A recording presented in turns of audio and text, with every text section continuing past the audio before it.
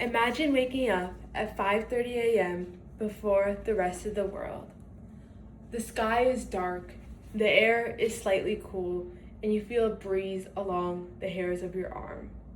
As you begin to lace up your running shoes, the sun begins to rise. You look outside and you see hues of yellow, orange, and pink. As you start running, your mind becomes clearer, your energy boosts, and you feel ready to take on your day before the world is even up. As college students, we are extremely busy. We have classes. I know many of us are taking more than 15 credits a semester. Associated with the classes, we have homework and exam, and I know we have exams ever so often. On top of that, many of us do extracurriculars as well. We are part of various clubs, have leadership positions in clubs, work as part-time students, and we also want to maintain a fun social life. We want to hang out with friends. So because of all this, because of how busy we are, exercise is often ignored. I believe that running is a simple and effective way to improve mental and physical health. This is why I strongly recommend that college students should start running regularly because it helps improve physical health, improve sleep and stress, and it also helps to boost brain power. Today in this speech, I'm going to be talking about why I believe physical health is important, how running helps to solve sleep and energy problems, and the benefits of running on individuals and society as a whole. To start off, I'm going to discuss the importance of physical health. To be frank, most college students do not get enough regular physical activity in a day. According to research published by the International Journal of Exercise Medicine, during high school, 65% of students report participating in vigorous physical activity that dropped to around 38% at a college level, while 26% of high schoolers report participating in moderate physical activity that dropped to around 20% in college. This is because of long-term sitting and studying. As college students, we have so much coursework, so much classwork that we have to sit and study basically all day. Before we even think about exercise, we have to think about studying and completing our work. So that leads to the lack of exercise.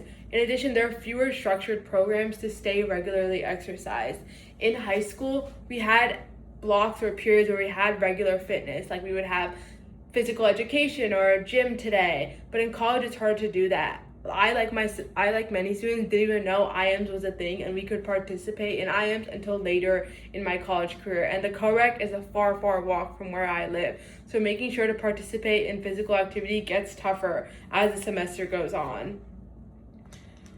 The World Health Organization identifies the lack of physical activity as one of the leading risks for chronic diseases such as heart disease, obesity, and type 2 diabetes. These are some of the long-term consequences of the lack of physical health. So physical health is super important. Physical activity is super important to make sure you maintain a healthy lifestyle and reduce the risk of long-term diseases. In addition, according to the CDC, 61% of college students report having moderate to severe psychological distress, and 31% report clinical diagnosis. When your mental health suffers, it leads to poor performances in school. Many people are too overwhelmed and too stressed to ask for help, and they feel like there's a lack of resources in order to do so. And because of this, it leads to poor performance in school because they don't know how to address their mental health issues. Recently published in the Journal of American College Health, physically inactive students report higher levels of stress, anxiety, and depressive symptoms compared to students who regularly exercise. So exercise is not just about promoting physical health, but mental health as well.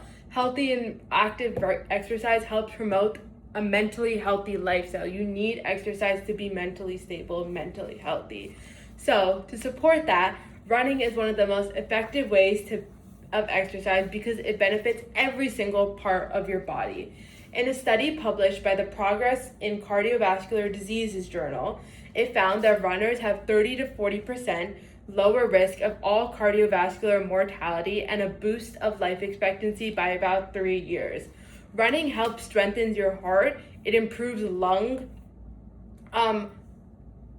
functions, and it lowers blood pressure, which improves cardiovascular health. Overall, very healthy lifestyle. Running also helps people be more fitter. When you run regularly, you burn more calories, and that and that helps you when you burn more calories. It makes you feel more fit, because you do. Calorie intake is super important as a student, because you don't want to be eating so much junk food, and it's hard to eat healthy as a college student. So participating in physical activity such as running helps you feel better about that. In addition, running helps you just, again, feel better overall. It's a mood booster. When you run, you feel like you're ready to take on the day. You feel like you've done due diligence. You've helped supported yourself. You've helped yourself healthy. So that's a key part of running as well. In addition, running raises the body's core temperature, which helps with sleep. When you have a higher core temperature, you sleep more soundly in the night, and this helps boost your energy during the day. It improves productivity, helps people feel more focused, and promotes creative thinking in the brain, because you have increased blood flow to the brain. So this means major benefit for mental health and academic success. In addition, running reduces stress. Running aids in the production of serotonin and releases endorphins that manage stress and pain. Running helps people absorb food better because of caloric intake. Again, when you run, it aids in your digestion and helps you process food more hungry. As college students, a lot of us forget to eat because we're so busy. So running helps you realize, I need to eat healthy food. This translates to better academic performance. So you can say that an easy solution is to start running, but it's not easy until you actually begin to run. And beginning to run is so hard. But the good news is running doesn't require any fancy or special equipment. You just need a good pair of running shoes. I recommend starting to run by the walk-run method, where you gradually alternate between walking for a little bit and running for a little bit. This reduces the risk of long-term injury and helps promote endurance. Gradually increase your time and distance throughout the week. And I always aim to run at first only 2 to 3 times a week and then build up. Running is intensive cardio. If you start running 4 times a week, 5 times a week, it doesn't help you. It harms your joints, harms your hips. It makes you feel less mobile because you're putting so much strain on yourself. So start slow and work up.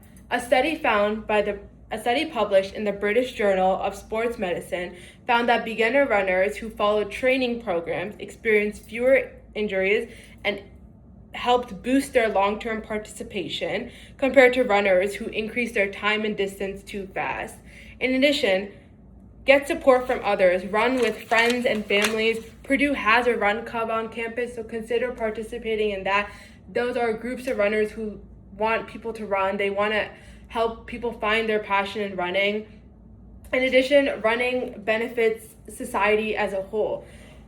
Running benefits society as a whole because it helps lead to more educated people. When you run, you're more concentrated, you're more focused, you have more blood flow to the brain, so it helps you perform better academically and get better test scores and results and stay more energized. In addition, healthy people mean fewer hospital visits and fewer visits and injuries for long-term cardiovascular or muscular health. People have better joints, hips, cardio, better flow to the lungs, brain, heart, etc. That means fewer visits to the hospital and less resources and time need to be spent on intensive care and holding people for injuries that could have been prevented by running. Not to relate it to my class activity, according to John Stuart Mill, over his mind and body, the individual is sovereign. This quote applies to running, I believe, because it shows that individuals have the freedom and ability to do what they want, and that people can choose to do that freedom in a sense of running. Choosing running is the idea of taking care of your mental health and taking care of your physical health and being a better person overall. So choosing that is super important. And now in this democracy, we have the ability to choose to run, to choose to participate, and better ourselves as a person. So overall, the lack of physical activity is a real problem among college students, and I believe the solution is to start regularly running to improve physical and mental health. Many college students should run because it improves physical health, better sleep and stress, and it also improves brain power. So tomorrow morning, before you snooze your alarm and go back to sleep, consider getting up, watching the sunrise, and going on a run. And this may end up being the best part of your day, so consider doing it. Thank you.